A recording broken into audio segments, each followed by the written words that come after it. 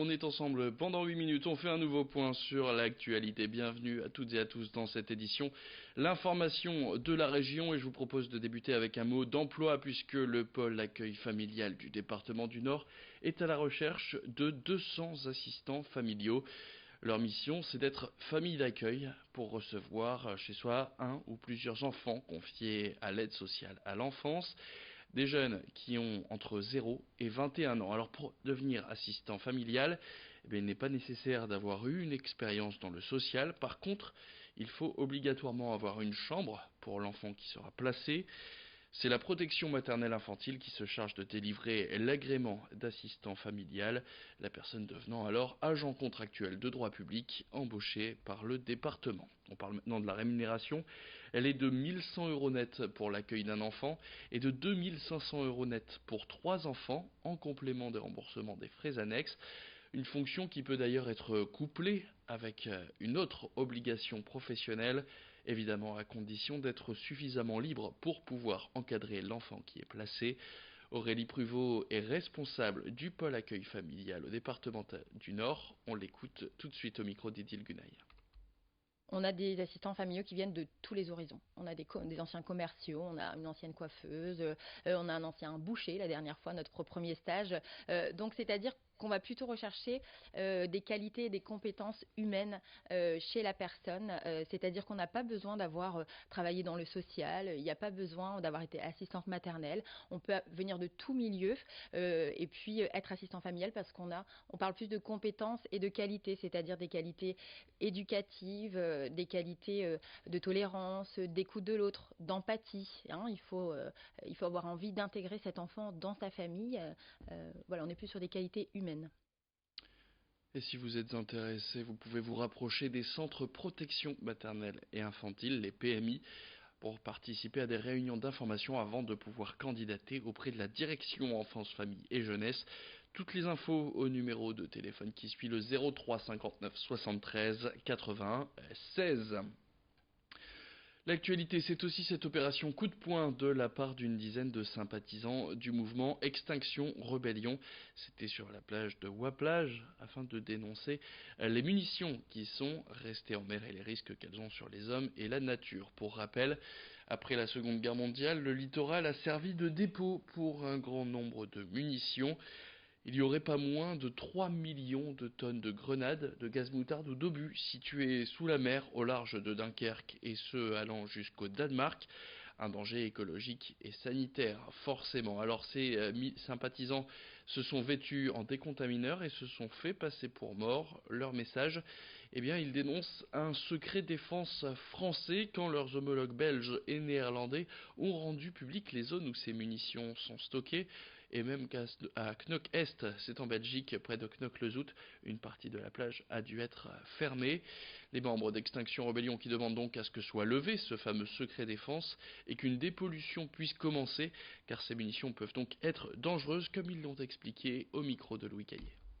On demande la vérité, on demande aussi que le gouvernement prenne ses responsabilités et fasse en sorte que l'on puisse se débarrasser de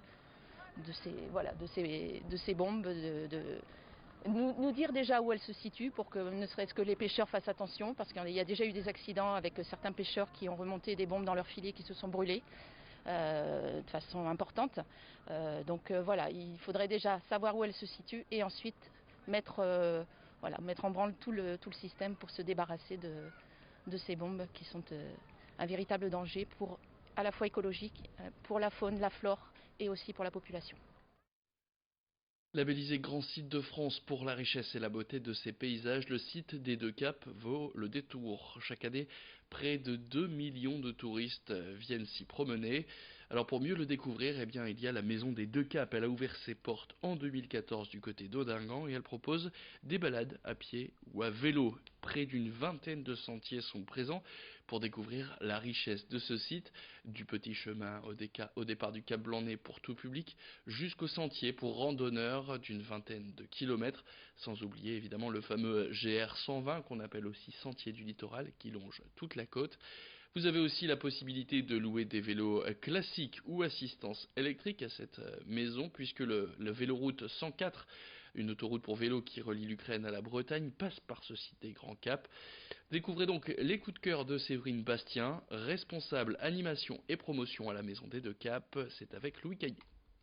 Pour les vrais randonneurs, on a quand même la chance d'avoir le GR du littoral, le GR 120 qui parcourt du nord au sud le grand site de France, où les gens qui ont l'habitude de randonner peuvent se balader, se promener là-dessus.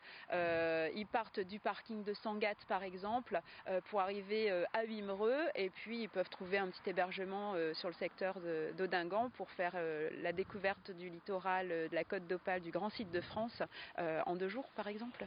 Le petit plus, c'est qu'on peut partir à pied et revenir en bus. Comme ça, on laisse sa voiture soit au nord sur Sangatte, soit au sud sur Wimereux, et on revient avec le bus qui traverse le grand site également. Donc comme ça, on est complètement sans la voiture, et là, c'est vraiment une randonnée au top.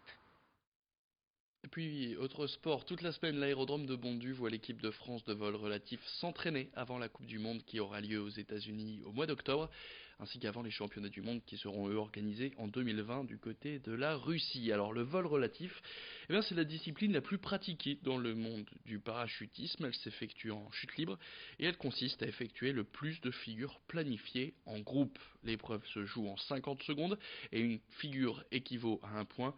Le but étant évidemment de cumuler le plus de points à la fin du saut. L'équipe de France de vol relatif à 8, elle est mixte, puisque composée de 4 hommes et 4 femmes, et c'est une première.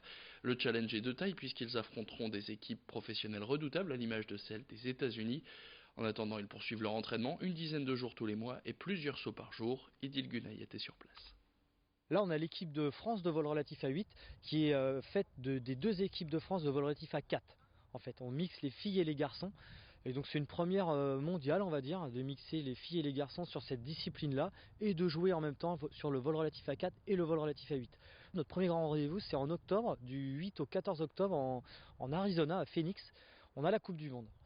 Et c'est notre préparation, on va dire, intermédiaire jusqu'au championnat du monde qui est notre réel objectif dans 1 an en Russie. On va rencontrer à la Coupe du Monde nos adversaires principaux qui sont les Américains, les Russes, les Qataris, les Allemands. Voilà, ce sera une sorte de répétition générale à 1 an de la vraie échéance. Des images de saut impressionnantes que vous retrouvez aussi sur notre compte Instagram Grand Lille TV. Je vous invite à aller et liker notre page. C'est la fin de cette édition. Merci à toutes et à tous de l'avoir suivi. Tout de suite la météo.